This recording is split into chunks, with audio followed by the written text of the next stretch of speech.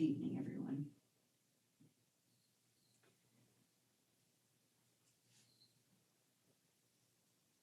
So I said this morning or yesterday that the subject of this week was perhaps freedom, because this Juneteenth date is coming up on Saturday. Our country has decided that this will be a national holiday. It's a day that we remember when the slaves were emancipated, or when news got to Texas that the slaves had been emancipated. I think it took a couple of years for news to get there after Lincoln gave the Emancipation Proclamation. And it certainly took another long time for that to be completed in our states. In the state of Mississippi, for instance, they didn't actually sign all the ratification papers until 1995 in the state of Mississippi. So our history of slavery has been a very difficult and painful one, which we are not yet to overcome.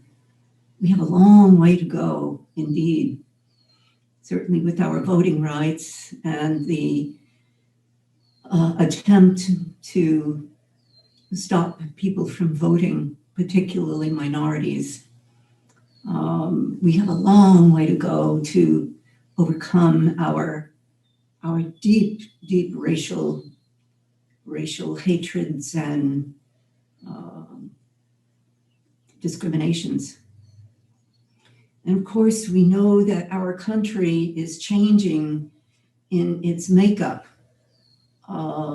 It's said that we have a browning of America, and certainly interracial marriages and the shifts in population are certainly looking that way, that white people will be in the minority not too long in the future. And so this is great fear for many people who fear that minorities would be in the majority, and perhaps that whites would not share the same or experience the same privilege that they have enjoyed at the cost of minorities. We all enjoy our privileges at somebody else's cost. So we have a long, long way to go. This question of freedom is a very interesting one. And there's so many different aspects of freedom, so many textures to freedom. Last week, we also spoke about Viktor Frankl. And Frankl, in his existentialist approach, certainly speaks about freedom when he speaks about it as freedom from fear. And perhaps even more closely, he means fear of death. That this, our great existential fear, that we fear that our own lives will disappear, or maybe even that we fear the process of death and dying. But Frankl then speaks that real freedom is freedom from fear. And we might speak about that same way in our Zen practice, that we practice in a very existential way. We practice up against the nature of impermanence. So while we maybe don't walk around every day knowing that we are going to die, we are here very impermanently. And every year we live through the day that will become the anniversary of our death. We don't know what day that's going to be, what date that will be, but we do that. So in Zen practice, we live closely with that recognition of that impermanence. There are some teachers in Zen who work very closely with death and meditating on death, imagining ourselves just devoid of skin and the body decaying. It's a little bit grim, I think. We don't practice in that way, but still, perhaps as we each get older, we get a little bit closer to that time, and we know that we don't have this big, long future extending ahead of us as we do when we are younger. And there's one example of freedom that I really appreciate and have always learned from, and that is Frederick Douglass. As you know, Frederick Douglass was a speaker on behalf of abolition. And he came to this expression of freedom when he was a slave. And every year, the slave owners would give the slaves time off between Christmas and New Year. And the slave owners would supply them with huge amounts, all they could drink of gin.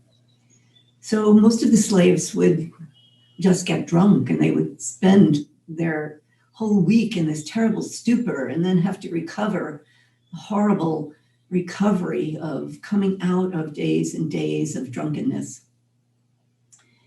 And Douglass had engaged in that himself until one year he realized that this was another form of enslavement, that the slave owners could really reduce the dignity of the slaves by giving them this alcohol and seeing them in the stupor that they would be in. Total loss of dignity, total loss of self-worth. And so he determined that he would not engage in this any longer. He would not lose his self-dignity. And he chose the freedom to truly stand in self-dignity. As we also know from talking about Viktor Frankl, nobody can tell you what your attitude should be. And attitude also has a great deal to do with freedom. The freedom to choose what attitude we have about whatever we are engaged in, whatever difficulty comes toward us. We have the opportunity and the freedom to conduct ourselves in such a way that we hold our dignity. This reminds me closely of our precepts, that Frederick Douglass's choice to not delude himself and to remain clear and conscious is our precepts. Our precepts also do that for us. They guide us in that way. Essentially, if we embrace the precepts, we are embracing freedom. We are embracing freedom not to dislike, not to hate, not to steal. All those are freedoms. Not to debase ourselves with self-righteous attitudes.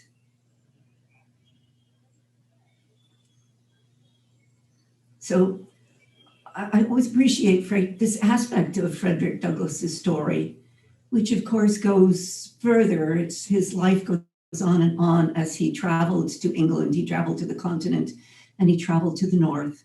Although I think that he was very likely very disappointed in what he found in the north, that he found as much racial tension and anger and hatred as he found in the south. It just wasn't quite as apparent, and there weren't so many slave owners. Although New York State had the most slaves of all of the states at one time. So it wasn't as though the North didn't have their share of slaves in the beginning.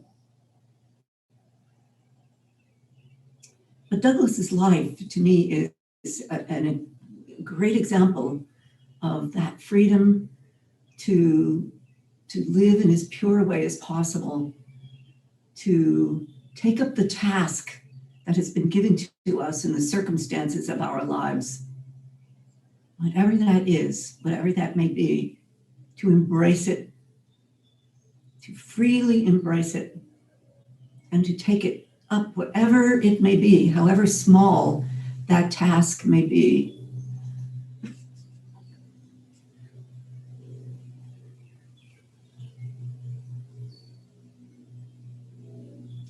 I have told this story before, and I'm so old now, I'm getting back on my stories, but some of you haven't heard this. It's about my own father, and it's about the question of being free and being able to act on that small place from which we live.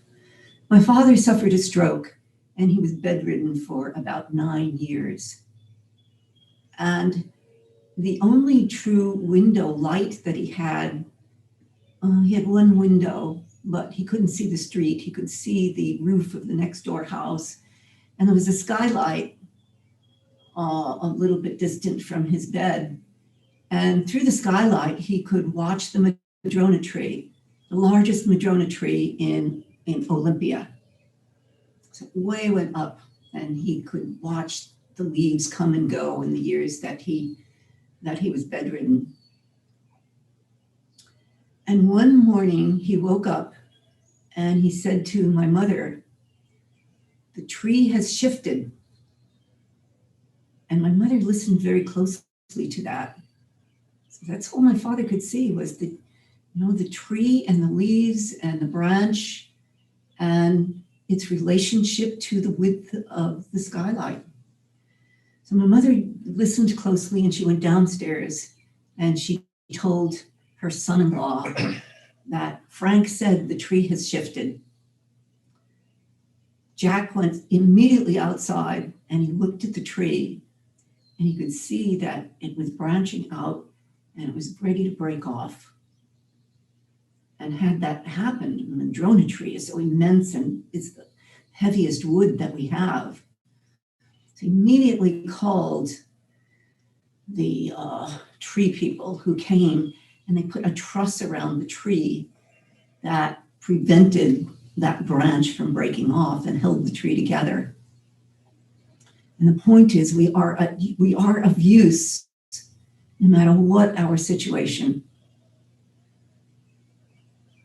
And so we are free to take care, and we are actually responsible to take care of the freedoms we have. So here, my father could do nothing, and yet we always say Frank saved the house. I've told that story, and it's still very dear to my heart. That it's such a sweet story. And he had only use of one arm, although he did not lose clarity of his mind in that stroke that he had that caused him to be bedridden.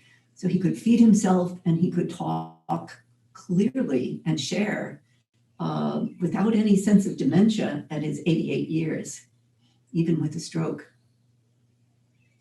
But we are all responsible for the freedoms that we have.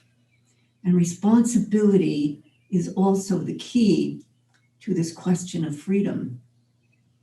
That we are responsible not to act improperly. We are responsible not to break the precepts, which are the form of our freedom. We are responsible to be good citizens, and we are responsible to stand up anytime we are in a situation or where we see some situation or somebody being mistreated. We are responsible to act, to assist in their freedom, and not to allow all of the freedoms to be betrayed by man's inhumanity to man.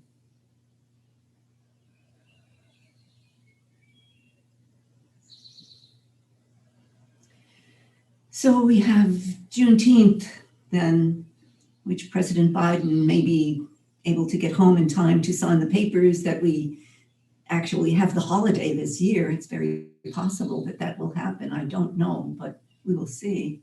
I suspect he will maybe sign it quickly on Friday. And then there will be some Juneteenth whole celebrations then that are already planned in our own city and around the country that remind us that we are so far yet to go, so far yet to our true emancipation.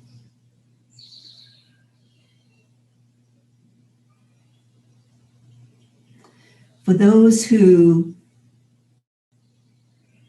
retard anyone else's freedom, those are the ones who suffer. Those are the ones who suffer the most.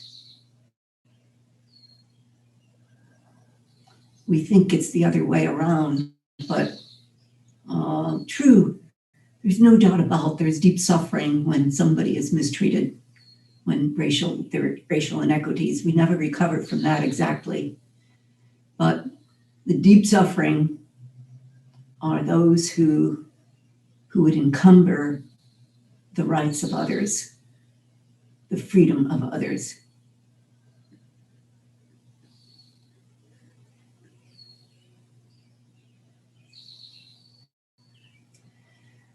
So I deeply appreciate our practice, our precepts, and our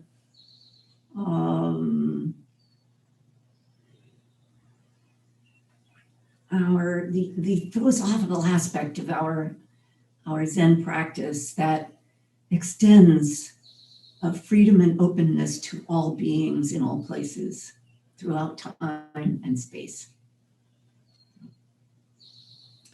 Perhaps anybody has a question.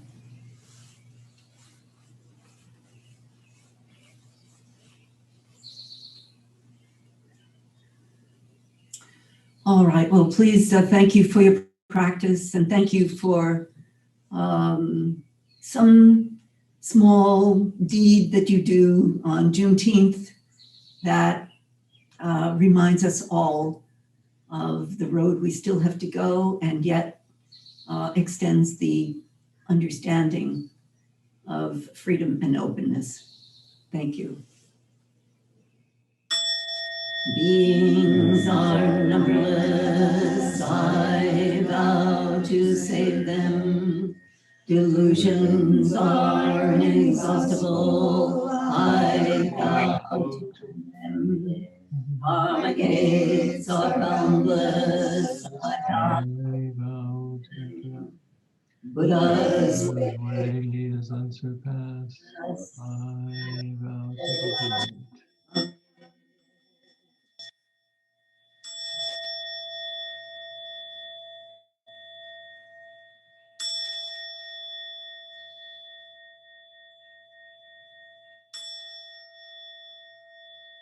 Thank you, everyone. We are going to finish with 3 vows.